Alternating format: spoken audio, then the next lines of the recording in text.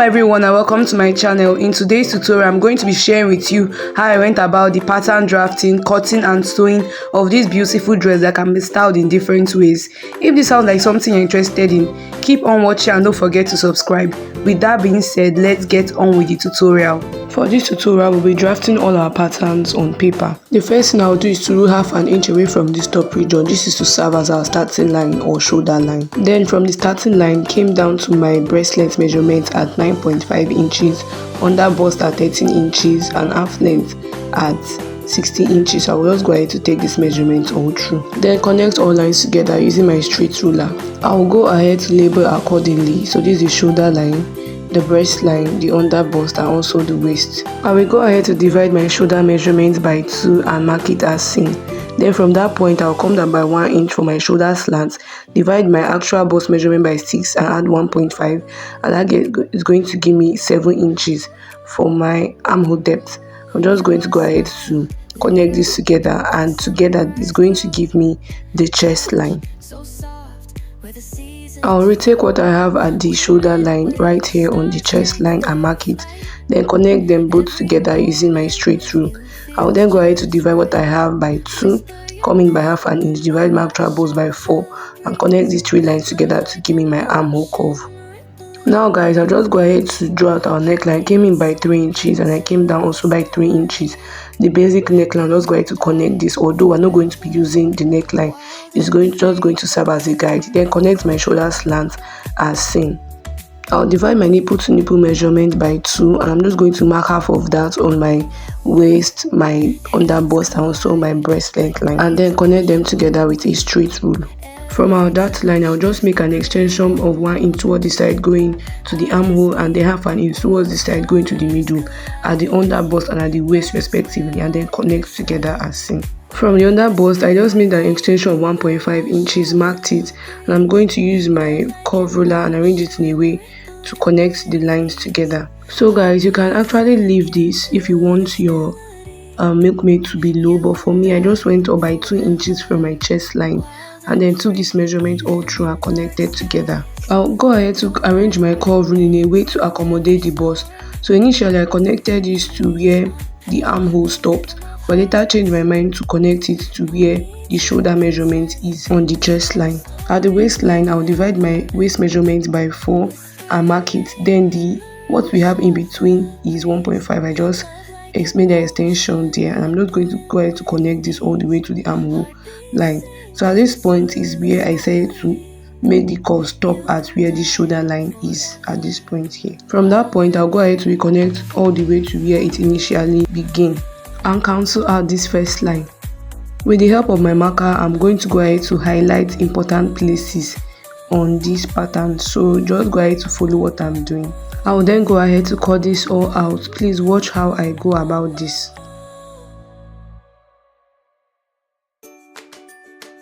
With the help of my sellotape, I will just go ahead to join these 2 pieces together to form one piece.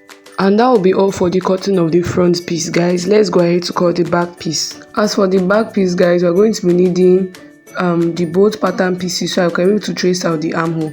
So I'm just simply going to align the front piece very equally with that of the back, as you can see, and then I'm just going to go ahead to simply trace out our armhole and also trace out all the other measurements. Why the back piece does not have any zipper allowances, because we're going to be smoking it, so we do not need to add that extra allowance. I'll just go ahead to cut it all through, and even the armhole self, I did not later use it, but just for reference purposes. These are the pattern pieces we are going to be working with for this tutorial. This is the back and then the front pieces. I'll go ahead to slash the bustier and the back pattern pieces because we are going to be gathering these areas. After slashing, I'll just go ahead to number it also. These are the fabrics I'll be working with. So I have this pink crepe for the down area to be 1 yard, and then I have the main fabric to be 2 yards. So if you just want to use one material for this, you go ahead to just need about 3 yards of fabric. I'm just simply going to fold this in 2 and then cut all our pattern pieces on it. Now guys, I'll just go ahead to align it at the middle and then give 1/2 inch away for all the stitching allowances of both the side and then the cup area. And that will be all for this piece. Now guys, for the back piece, all these slashes is not really necessary. If you can just divide this pattern into two, that will be okay. So I'll first of all go ahead to rule about 1 inch away from the top region, or 1.5 inches, and then go ahead to slash open all our patterns and then arrange them like this. They should be touching that 1 inch line that we have there, and then I'm going to give half an inch or 1 inch for the bottom, and then also give sewing allowances that will be enough for me to fold the top hem of the back piece. I'll fold my fabric in two in order to cut out this bustier area. Then I'll just go ahead to slash open what I have here. I have 7 pieces. I'll then go ahead to arrange them in a straight line as seen, making sure that there is enough allowance at the top area, the bottom, at the sides also, and that the gap between them is equal. So at the top I should be having enough to create my channel at that point, and then also towards the side we are going to be folding it at the middle. Give half an inch allowance at the bottom to join to the other piece. I went ahead to fold my fabric in 4 to cut out my skirt area. So you're just going to divide your gathered waist measurement by 6.28. For my gathered waist measurement, I went ahead to multiply my actual waist measurement by 1.75. You can go ahead to multiply it by 2 inches depending on how full you want that upper area to be. Then after doing that, you're going to have your radius, and I'm not going to go ahead to mark my radius at this point. Now guys, to determine the length of this part of the dress, just go ahead to subtract your half length measurement and also subtract how long you want the frills to be from your actual full length measurement. Then you're going to get how many this is going to be. You also go ahead to add half an inch all the way through for joining allowance to the frills, and then also at the waist area I'm going to add half an inch.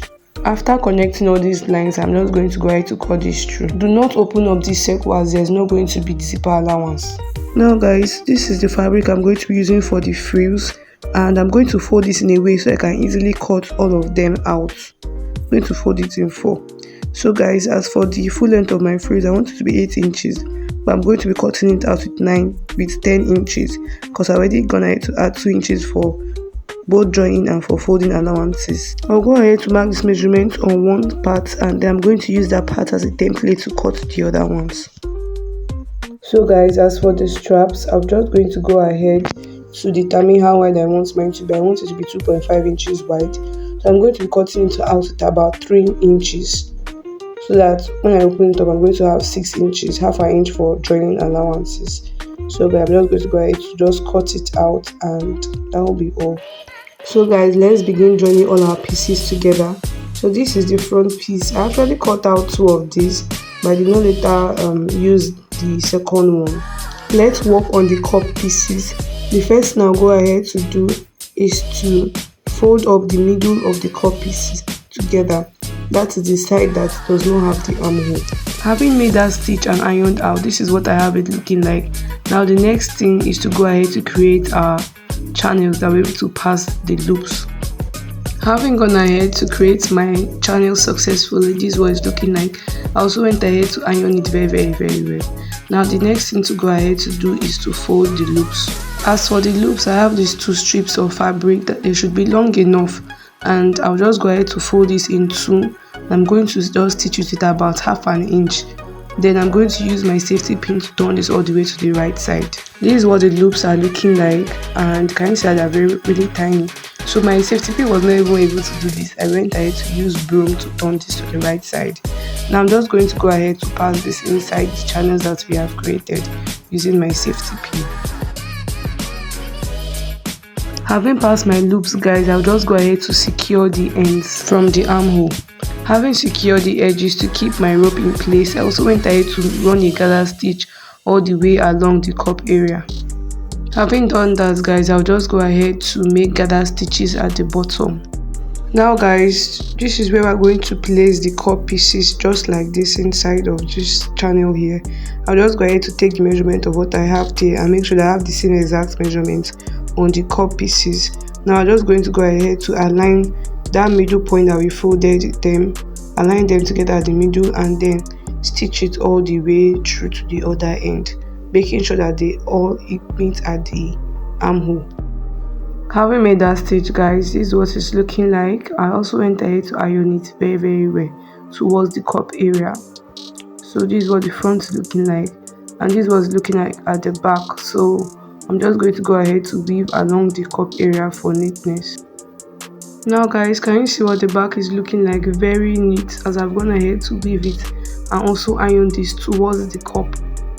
Now this is what the front is also looking like. Now let's work on the back piece. Now the first thing to go ahead to do is to hem the top part of our back piece. That's the part that has armhole. We're going to go ahead to fold this and iron. Having gone ahead to iron my back piece, this is what I have it looking like. Now the next thing I'll go ahead to do is to bring my smoking thread to create the smoking effect on the back of this dress. Now the smoking thread is just a thread that is actually drawing. We're going to go ahead to reel this onto a reeler, and while it's reeling, you're going to be tightening it. You do not reel it loosely, you'll be tightening it, and you also don't make it too tight and also too loose. So when you insert it into your shuttle and inside the machine, is going to just reel your clothes perfectly. So I'm going to go ahead to do that and create horizontal lines all through. Now guys, having gone ahead to smoke it, this is what I have it looking like. Very beautiful. Can you see how elastic this is? That is why there's no need for us to use a zipper when you are going to do a smoking for the back. Now guys, I'm going to just go ahead to fix and arrange my armhole for the front. I use my fabric as a form of bias to pipe the armhole of the front. This is what it's looking like. Can you see it's looking very neat? Now guys, I'm just going to go ahead to take some inches away from the back piece so as to enable it to fit my body very well.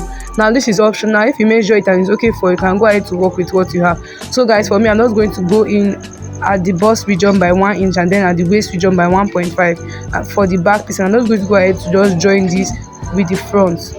Having joined the front and the back pieces, guys, this is what I have it looking like. I'll just go ahead to trim off the excess and then go ahead to weave it for neatness. Having weaved the both sides, this is what I have it looking like. Now you notice that as for me, the front is a bit bigger than the back, because know that the back is going to be what is elastic. Now the next thing I'll just go ahead to do is to work on the straps. As for the straps, you'll be needing 4 pieces. So you just basically fold it into 2 and then you stitch it close, right sides facing each other, and then you just go ahead to curve the edge or you slant the edge. So I'll go ahead to do mine and I'll show you guys what I have it looking like. After sewing close the both strap pieces, this is what I have it looking like, and it is 2.5 inches wide and then 21 inches in length. So I have this to be 4 pieces, just like I said. Now let's go ahead to join this to the main bodice. I will just go ahead to tuck in the strap and then join it to where my armhole begins for, and I'm going to do this for all the 4 sides. Having made stitches to join the straps to the armhole, this is what I have it looking like. I then weave the hem for neatness. Now guys, this will be all for the upper bodice. Let's go ahead to work on the lower bodice. I took the measurements of my waistline in front. We'll be needing this later in the course of this video. Because of the additional frills at the bottom, I'll just go ahead to take the measurement of what I have at this radius point and then multiply it by 4.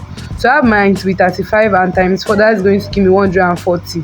So I need 140 over 140 length of frills for the bottom. Now guys, I'll just go ahead to measure out what I have here, and I'm just going to go ahead to join all the pieces together.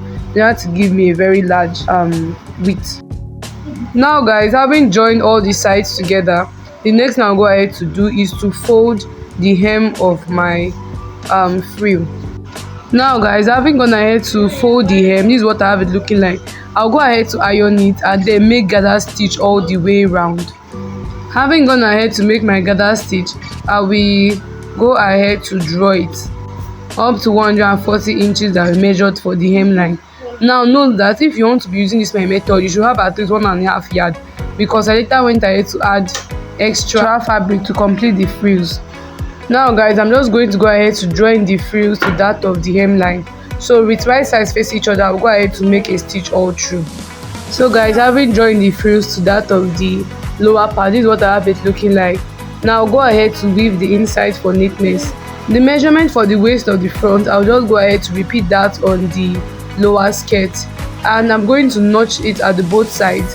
So for that of the back, whilst joining the back, we're going to be drawing it, and then we're going to gather up the front by running a gather stitch and then join it all the way to the waist, actual waistline measurement. So after doing this, I'll go ahead to take this to my sewing machine and then make a stitch all round. And with that, we have come to the end of learning how to cut and sew a Milkmaid dress with a shredded back and also flare with frills. I hope you found this video helpful. If you did, don't forget to hit the like button, comment and also subscribe. Thank you all for watching this far, and I will see you in my next video. Bye.